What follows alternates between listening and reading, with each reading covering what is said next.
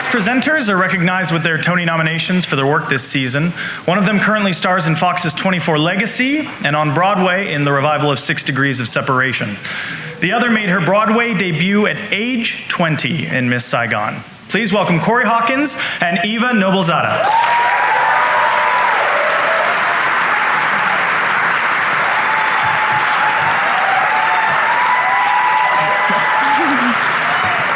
So, lighting design has the ability to carve privacy out of chaos, create multiple places simultaneously, but most importantly... Helps you to see the actors. I'm sorry. Okay. Open bar. No, There's Speedy. Let's speed it through. It's fine, okay. The nominees for Outstanding Lighting Design are...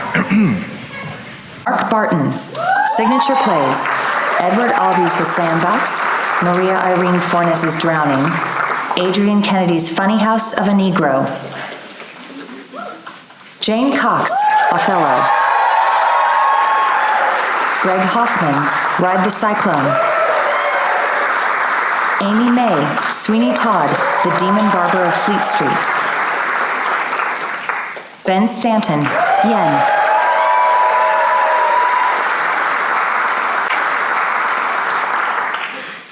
And the recipient of the 2017 Lucille Award for Outstanding Lighting Design goes to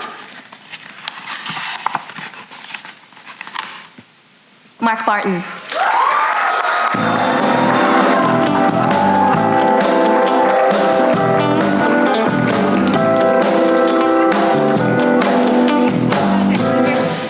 Annie Kaufman?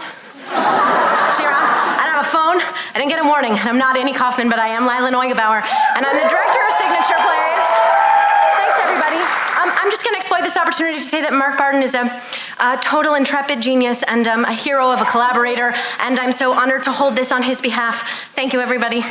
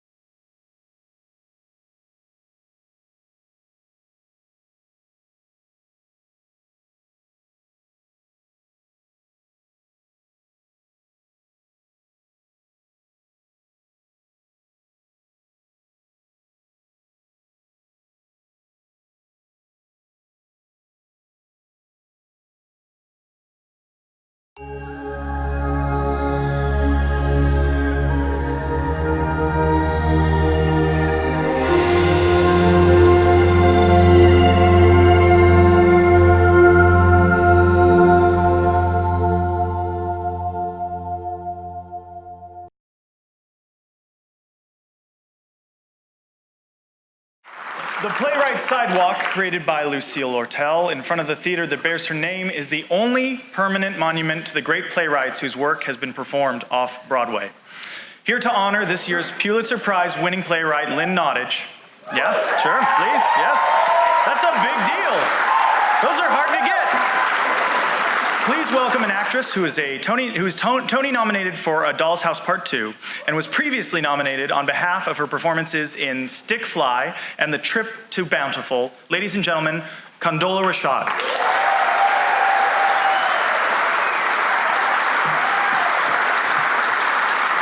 Okay, so in the autumn of 2004, I was 17 and I had just started my first college semester. And I was fortunate enough to have been given a student ticket to see Viola Davis in Lynn Nottage's Intimate Apparel at the Mark Taper Forum. And what an introduction it was. I was intensely moved by Intimate Apparel. I remember thinking that I had never seen a play so skillfully crafted. This beautiful, haunting story of beloved Esther, a black seamstress living in a boarding house with an array of demanding customers from different walks of life, all the while in search of love from another, but most importantly in search of a deeper love of herself. And then in my third year of school, the universe gave me the gift of being cast in my school's production of Lynn's Las Meninas, which is a gripping, mysterious play about Louise Marie Therese, the Black Nun of Moret, who was said to have actually been the daughter of the Queen of France, Maria Therese of Spain. Did you hear what I said? The Black Nun of Moret, who was said to have been the daughter of the Queen of France. The scandal of it all. Look it up. You will not regret it. But this was my first opportunity to explore in the words of Lynn, and it was one of the highlights of my college years, and I will never forget.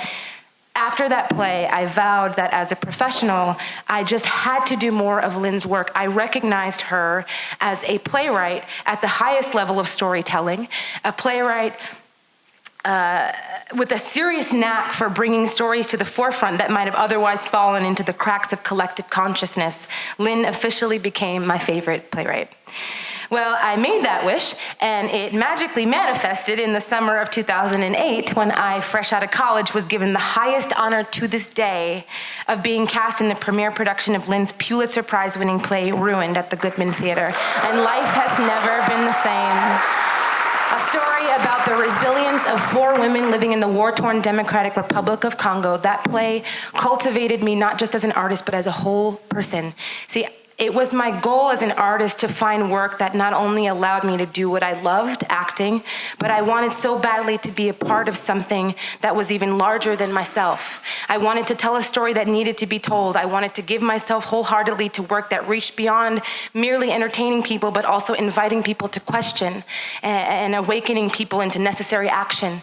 And that is just what Ruined was, because that is just what Lynn does. I always say that Lynn has the most unique way of presenting incredibly timely, important subject matter, and she does this through the vehicle of masterfully crafted plays. Subject matter is one thing, but when you can marry that subject matter with perfect craftsmanship, it elevates the piece and those witnessing that piece to an entirely different realm. And she has done it again, as she has dived into the immensely important issue of the multi-layered fabric of working-class America and emerged with another Pulitzer Prize-winning play. Sweat. A poignant, in-depth look at the issues of racial and economic identity and the underlying theme that, in my opinion, ties all of her brilliant plays together, the complexity of humanity. On behalf of the theater community, thank you, Lynn, for your contribution to society and to the world. Thank you for your wit, your talent, your ferocity, your depth, your dedication, and your compassion. Thank you, thank you, thank you. And on a personal note, thank you for taking a chance on a lanky college graduate with a very short professional resume back in 2008. I appreciate it. I will never forget the way that you welcomed me into this theater world, and I am forever grateful. There is something fitting about a monument to playwrights being a sidewalk. With its creation, Lucille Lortel gave public and permanent recognition to our culture's greatest storytellers in the most democratic and visible of ways. It is not only enshrined in a lobby, it is not sealed in a glass case, it is where people walk, stumble, and go, hold on, page turn. Okay, here we go, we're gonna make this work. Walk, stumble, and go about their lives which the Sidewalk's playwrights have given extraordinary voice to. And there is no better example than tonight's inductee. Lynn Nottage breathes poetry into lives with ambitious scope and fierce focus. This year, she joined the ranks of August Wilson, Tennessee Williams, and Thornton Wilder with her second Pulitzer Prize. Yes. And it brings me so much joy to present to my dear, brilliant friend and now Playwrights Sidewalk inductee, Lynn Nottage.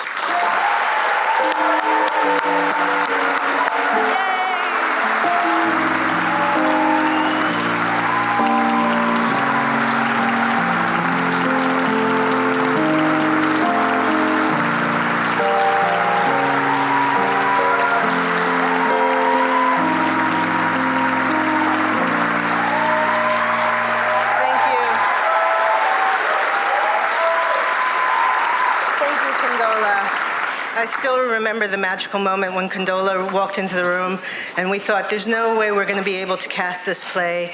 And she came in and just set that room on fire and really allowed ruin to happen as beautifully as it did. So I thank you. I didn't prepare anything. It's like someone said earlier, I wanted to actually be in this moment. This has been one of the most wonderful years in my life and also one of the most difficult years of my life, so it feels very special to have this honor. I began playwriting when I was 5 years old, which is true, in my living room for my parents. And I remember something that my mother said very early on. She said, you have to earn the applause by writing something that's really important and always have something to say. And I think that I've always taken those words to heart. And my plays have just gotten sort of more complicated over the years, but I still feel very much like that little kid in my living room performing for my mother. And so she who's not here right now, and I wish she was here to see this moment. She would be overwhelmed as I am.